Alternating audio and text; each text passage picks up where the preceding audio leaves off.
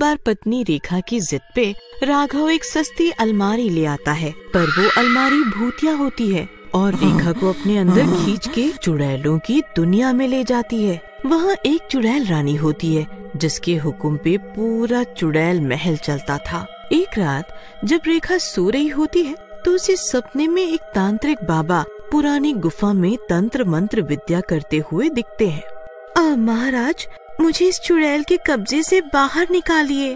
पर इससे पहले कि तांत्रिक बाबा कुछ उपाय बताते, रेखा का सपना टूट जाता है और वो उस गुफा को ढूंढने लगती है। तभी उसका एक हाथ खोपड़ी पर लगता है। अरे रे रे, अरे ये क्या?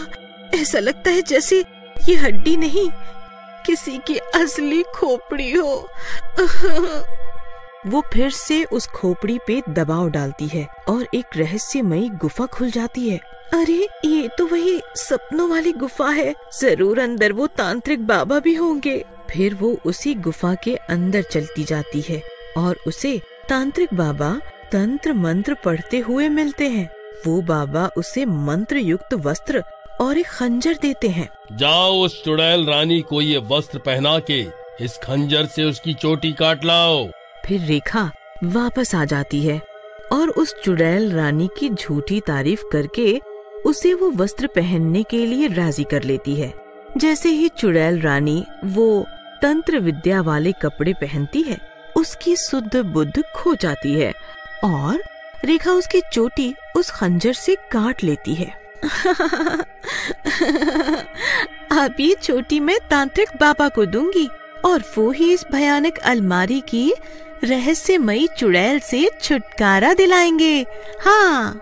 फिर रेखा वो चोटी लेके उस गुफा में वापस जाती है और तांत्रिक बाबा को दे देती है। ये लीजिए बाबा जी, उस चुड़ैल रानी की चोटी। बहुत खूब, अब देखना कैसे वो चुड़ैल खुद से यहाँ खींची चली आएगी। तांत्रिक बाबा मंत्र फूंककर भस्म से एक गोला बनाते हैं और चुड़ैल रानी की चोटी उस मंत्र युक्त गोले में रख देते हैं। फिर तांत्रिक बाबा तंत्र विद्या पढ़ना शुरू करते हैं।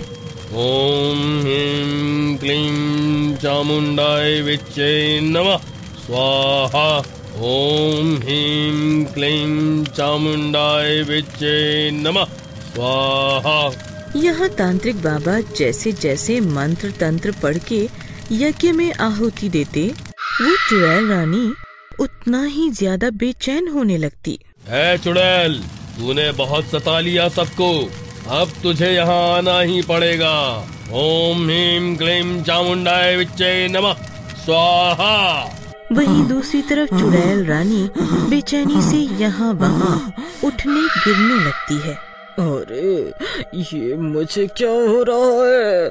मैं इतनी कमजोर महसूस क्यों कर रही हूँ? हाँ, ये मुझे क्या हो रहा है? बेचैन चुड़ैल रानी तड़पती हुई इंसानी खून की मांग करती है अपनी ताकत बढ़ाने के लिए। ए चुड़ैलों, मेरा आदेश है कि मुझे इसी वक्त इंसानी खून लाया जाए, वरना मैं एक एक करके सबको तबाह कर दूंगी। पर रानी जी, खून तो खत्म हो गया, अब हम कहाँ से खून लाएं? मुझे गुस्सा मत दिलाओ, कहीं से भी जाके खून लेके आओ। चुड़ैल रानी को गुस्से में तमतमाता देख सारी चुड़ैल डर जाती है और उसके खौफ से इंसानी खून ढूंढने लगती है। अरे वो रेखा कहाँ है? अब बस उसी का खून देके हम चुड़ैल रानी के कहर से बच सकते हैं। पर वो तो चुड़ैल महल में कहीं दिख ही नहीं रही। अरे ढूंढो जाके, वरना चुड़ैल रानी हमारा जीना हराम कर देगी। फिर सारी चुड़ैल रेखा को पूरे चुड़ैल महल में ढूंढने लगती हैं, पर रेखा उन्हें कहीं भी नहीं मिलती। इधर चुड़ैल रानी बुरी तरह तड़प रही होती है। बेचैन बेहाल चुड़ैल रानी गिरती पड़ती खुद को संभाल ही रही होती है कि वहाँ तांत्रिक बाबा के 101 तंत्र मंत्र पूरे हो जाते हैं। ये तंत्र मंत्र विद्या के मालिक, अगर मेरी तंत्र विद्या में शक्ति है तो उस चुड़ैल को मेरे सामने हाजिर कर। तभी अचानक एक जोरों का हवा का झोंका आता है और वो चुड़ैल रानी उड़ती हुई हवा के बहाव में खिंचती हुई उस गुफा के अंदर जाने लगती है। अरे ये क्या, मैं खुद को कैसे खींची जा रही हूँ।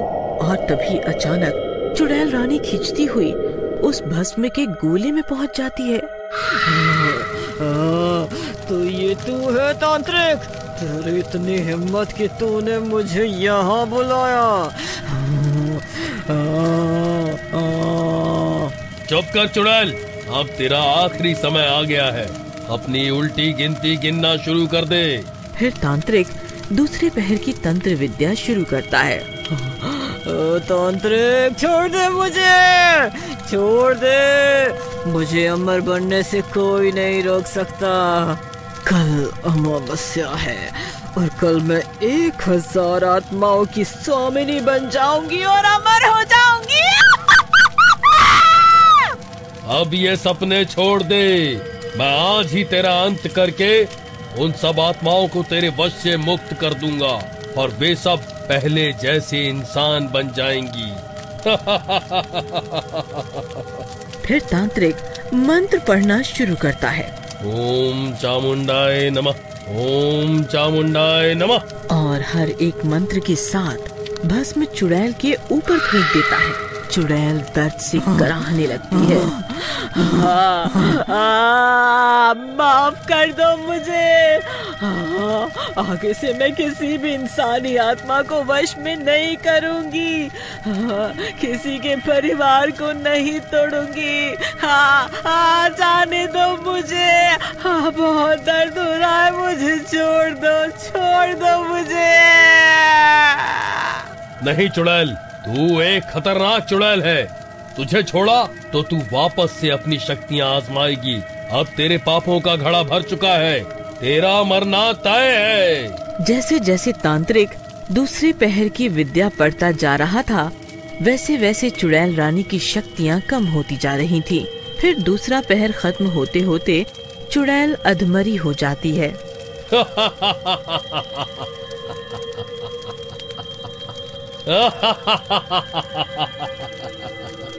अब तेरी शक्तियाँ खत्म, अब मैं तेरा अंत करूंगा। फिर तीसरे पहर में तांत्रिक और विद्याओं का आगमन करने लगता है। तांत्रिक के हर मंत्र तंत्र आहुति के साथ चुड़ैल रानी का एक एक अंग उखड़ के अलग अलग गिरने लगता है। देख चुड़ैल, नियति का खेल, उसी तंत्र मंत्र विद्या से तूने शक्तियां पाई और उसी तंत्र मंत्र विद्या से मैं तेरा खात्मा करूंगा। अगर नियति ने प्रेत बनाए हैं तो भगवान भी बनाया है जो तुझ जैसी चुड़ैल का अंत कर सके।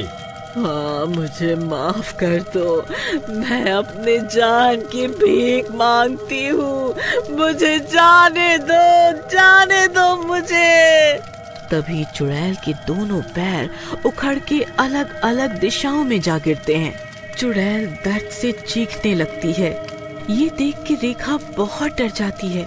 डरो नहीं वत्स, अमावस्या लगने से पहले और तीसरा पहर खत्म होते होते इस चुड़ैल का अंत हो जाएगा, हमेशा के लिए। फिर तांत्रिक और विद्या पढ़ता है और चुड़ैल के दोनों हाथ उखड़ के गिर जाते हैं और इसी के साथ तांत्रिक एक और मंत्र की आहुति देता है और चुड़ैल रानी का सर धड़ से उखड़ के यज्ञ कुंड में गिर जाता है और केवल धड़ तड़पता रह जाता है। फिर तीसरा पहर खत्म होते होते उसका धड़ भी जल के राख हो जाता है। चुड़ैल का अंत होते ही उस रहस्यमयी दुनिया का भी अंत हो जाता है और एकाएक रेखा खुद को अपने घर में पाती है। अरे ये क्या, ये तो मेरा घर है, मैं अपने घर में आ गई। अरे रेखा, तुम बिना बताए कहाँ चली गई थी? मैं कितना परेशान हो गया था। कहीं नहीं जी, जो हुआ भूल जाओ। और देखो, हमें सस्ते में अलमारी भी मिल गई। फिर दोनों हंसने लगते हैं।